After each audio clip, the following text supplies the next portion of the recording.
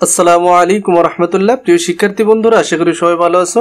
আরো একটি অত্যন্ত গুরুত্বপূর্ণ কমপ্লিটিং স্টোরি নিয়ে তোমাদের সামনে উপস্থিত হয়েছি। এটা প্রত্যেকটা ক্লাসের জন্য খুবই গুরুত্বপূর্ণ এবং পরীক্ষায় প্রায় এসে থাকে।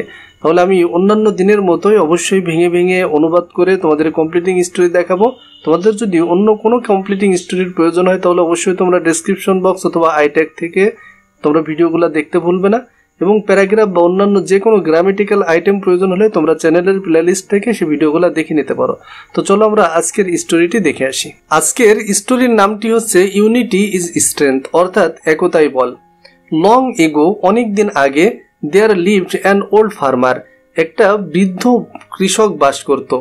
হি was a father of 3 sons, সে ছিল 3টা ছেলের বাবা।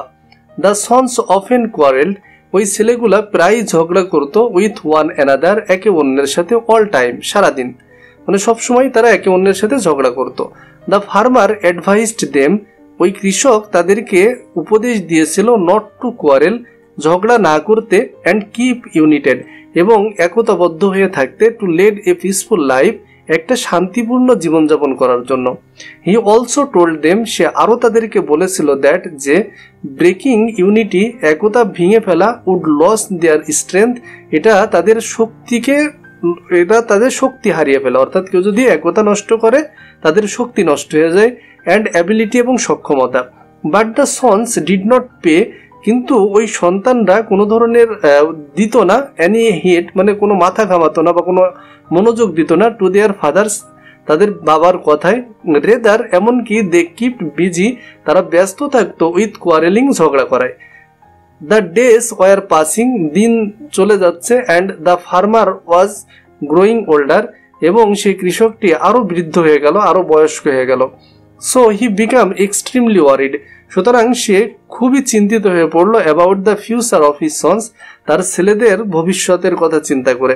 হি বিকাম ভেরি ডিসহার্টেড, সে তার মনটা অনেক ভেঙে গেল। With the same happening everyday, মানে প্রতিদিন একই ধরনের ঘটনা দেখে দেখে।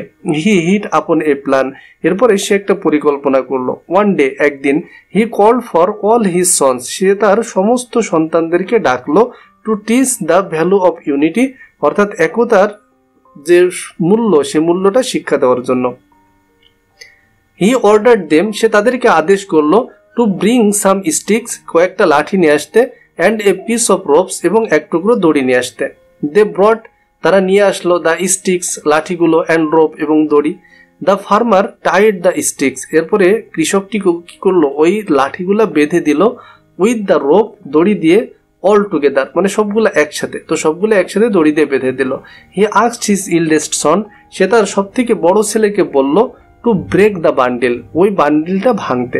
দ্য সন ট্রাইড হার্ড, সেই ছেলেটি খুব চেষ্টা করলো, but he could not break the bundle, কিন্তু সে বান্ডিলটি ভাঙতে পারলো না। Then it came to the turn of second son, এরপরে দ্বিতীয় সন্তানের সুযোগ আসলো।